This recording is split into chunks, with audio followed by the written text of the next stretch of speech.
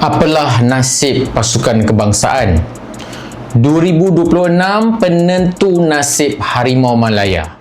Apa yang akan terjadi pada Harimau Malaya tahun hadapan? Segala apa yang diperkatakan dalam video ini hanyalah berlandaskan jangkaan dengan melihat apa yang terjadi pada tahun 2025. Tahun yang mungkin akan terpahat dalam sejarah bola sepak negara kita sampai bila-bila.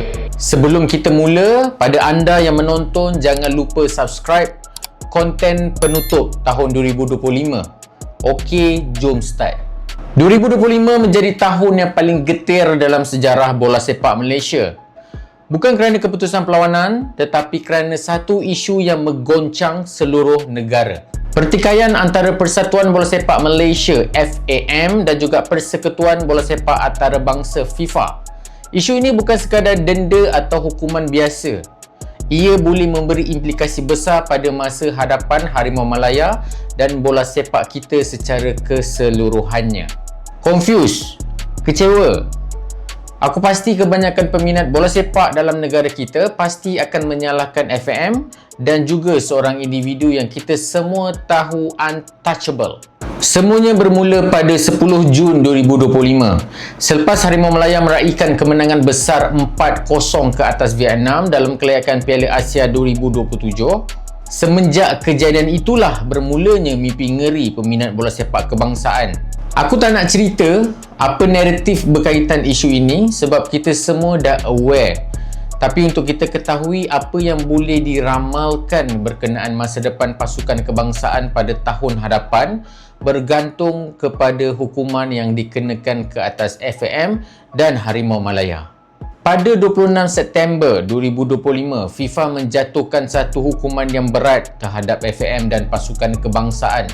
FAM didenda kira-kira 1.8 juta, manakala 7 pemain yang terlibat digantung 12 bulan daripada semua aktiviti bola sepak. Bukan itu sahaja, setiap pemain yang terlibat diberi denda tambahan lagi. Mereka juga turut disaman kira-kira RM10,000 Malaysia. Apa tindakan FAM? FAM mempertahankan diri, menafikan semua salah laku mereka dan menyifatkan kejadian ini sebagai kesilapan teknikal. Mereka mengemukakan rayuan kepada FIFA, tetapi pada 3 November 2025 FIFA menolak rayuan itu sepenuhnya. FAM kemudian mengambil langkah seterusnya dengan membawa kes ini ke Mahkamah Timbangtara Sukan CAS untuk mendapatkan keputusan yang adil dan profesional di luar sistem FIFA. Pada 17 Disember 2025, FIFA menjatuhkan hukuman lanjutan. Hasil daripada 3 perlawanan antarabangsa Malaysia sebelumnya termasuk keputusan menang dan seri telah dibatalkan secara rasmi dan ditukar kepada kekalahan 3-0. Ini adalah kerana kesalahan menggunakan pemain yang tidak sah tarafnya. Ranking negara secara automatiknya telah terkesan. Susulan dari berita itu, rekod bersih yang dipegang Peter Komolski selaku jurulatih Harimau Malaya sudah dicemar. Tapi itu baru permulaan, tuan-tuan. Buat masa sekarang, dalam tempoh sebelum semua keputusan dari CAS keluar, perkembangan terbaru adalah FAM telah membuat satu laporan polis dengan niat agar kes ini mendapat siasatan pihak berkuasa bagi mencari dalang yang terlibat dalam kes pemalsuan dokumen. Itu adalah ringkasan serba sedikit mengenai perkembangan semasa isu FAM dan FIFA. Penting untuk kita ikuti perkembangan kes ini kerana apa? Sebab apa yang kita bakal saksikan tahun hadapan bergantung kepada kesudahan kes ini. Setakat ini, dengan semua hukuman yang kita dah dengar, what we can expect in 2026? Tahun yang mungkin akan dikenang sebagai memori pahit untuk semua peminat. Okey, apa yang kita boleh jangkakan? First, kita boleh ramalkan apakah kesan daripada keputusan CAS nanti. Ada dua kemungkinan. Senario A, CAS mengekalkan hukuman. Jika keputusan CAS untuk mengekalkan keputusan hukuman, FAM mungkin akan berdepan hukuman yang lebih berat. Tambahan pula, program-program yang telah dirancang khas untuk Harimau Malaya, contohnya naturalisasi pada masa depan akan menjadi lebih sukar. Selain itu, imej Harimau Malaya juga akan terjejas teruk. Dan apa yang paling kita takutkan adalah Malaysia mungkin berdepan risiko dalam kelayakan Piala Asia pada tahun 2027. Habis semua penat lelah pemain-pemain kita. Senario B, CAS mungkin mengurangkan hukuman, dan yang lebih baik lagi kalau CAS mengubah keputusan secara keseluruhan. Apa yang akan terjadi? Pemain boleh membersihkan rekod dan nama mereka, terutamanya pemain-pemain yang terlibat lah. Pada masa yang sama, FAM dapat menarik nafas lega dan boleh merancang semula program naturalisasi. Program naturalisasi akan menjadi lebih ketat, tapi ianya akan terkawal.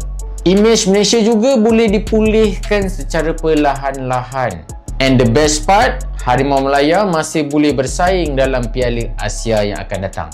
Untuk keputusan dari CAS ni, kita lebih risaukan nasib pasukan kebangsaan kita sebenarnya. Sebab kalaulah keputusan CAS nanti hanya untuk membela nasib 7 pemain itu, apa pula kesannya pada pasukan Harimau Malaya? Berikut adalah kesan-kesan yang akan menimpa Harimau Malaya. Ada di antaranya memang dah jadi pun. Yang pertama, ranking dunia. Dengan 3 keputusan perlawanan antarabangsa yang diubah menjadi kekalahan, kedudukan dunia Malaysia telah pun jatuh. Ranking Malaysia kini adalah 121 dunia. Turun 5 anak tangga, tuan-tuan. Turun ranking sebenarnya akan memberi kesan secara psikologi kepada pemain, jurulatih dan penyokong. Pasukan yang stabil atau naik ranking biasanya dilihat lebih kompetitif dan akan dihormati di peringkat antarabangsa. Sedangkan penurunan boleh menjejaskan moral pasukan dan keyakinan penyokong. Ranking ni penting ya guys, tapi dah jadi macam ni nampaknya misi untuk masuk top 100 nampaknya semakin jauh. Yang kedua, moral pemain dan Harimau Malaya. Moral pemain yang terlibat dalam kes ini juga pemain yang tidak terlibat, dua-dua pun ada kesan moral. Untuk 7 pemain yang terlibat, seperti mana yang kita semua sudah sedia maklum, kebanyakan dari mereka sudah ditamatkan kontrak bersama kelab masing-masing. Malahan, lebih parah lagi, nilai pasaran mereka juga jatuh dan dianggap tidak bernilai. Semuanya kerana pergantungan dari FIFA yang melarang mereka untuk terlibat dari semua aktiviti bola sepak. Untuk pemain yang terlibat pula, sudah semestinya sedikit sebanyak akan terkesan. Moral mereka sebagai pemain kebangsaan sudah semestinya akan berubah, mana taknya imej pasukan kebangsaan kini sudah berbeza. Nombor 3, implikasi besar kepada masa depan bola sepak Malaysia. Masuk tahun 2026, bola sepak Malaysia tidak lagi boleh berjalan seperti biasa. Pasukan kebangsaan perlu membina semula keyakinan dari segi dalaman dan juga dari segi penyokong. FAM harus memperbaiki struktur pentadbiran dan sistem pengurusan dalaman.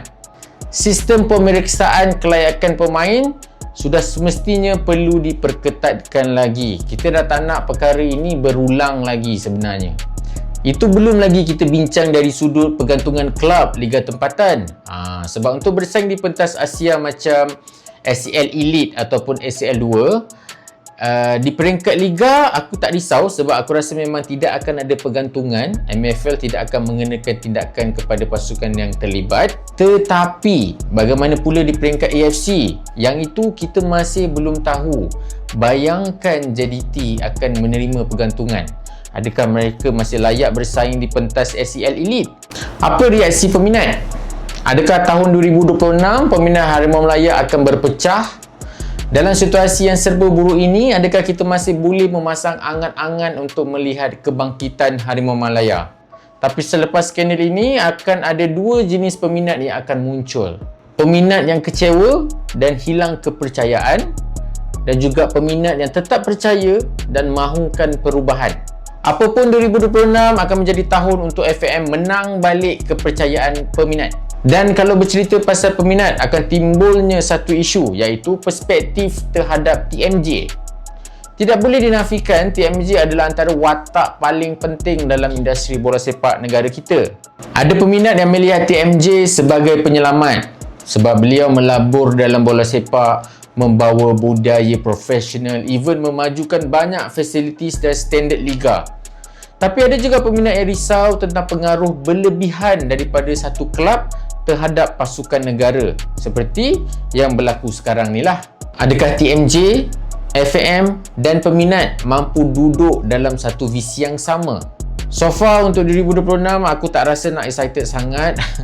Walaupun ada je berita pemain-pemain baru yang bakal dinaturalisasikan macam Bergson, Hidalgo, Giancarlo. Tapi dengan keadaan sekarang, teruja itu sudah semakin pudar. Sebab kita sendiri belum pasti apa nasib Harimau Malaya pada tahun 2026. Untuk penutup, adakah kita akan melihat pasukan kebangsaan kita terus maju atau kita bakal ke era kegelapan seperti apa yang terjadi 10 tahun lalu? Adakah selepas ini semua yang terlibat dalam proses revolusi Harimau Malaya sedikit demi sedikit akan hilang? Apapun yang berlaku, Harimau Malaya adalah milik rakyat Malaysia. Dan sebagai peminat, kita semua mahu satu perkara sahaja, iaitu pasukan negara yang kita boleh banggakan. Kembalikan bola sepak pada rakyat.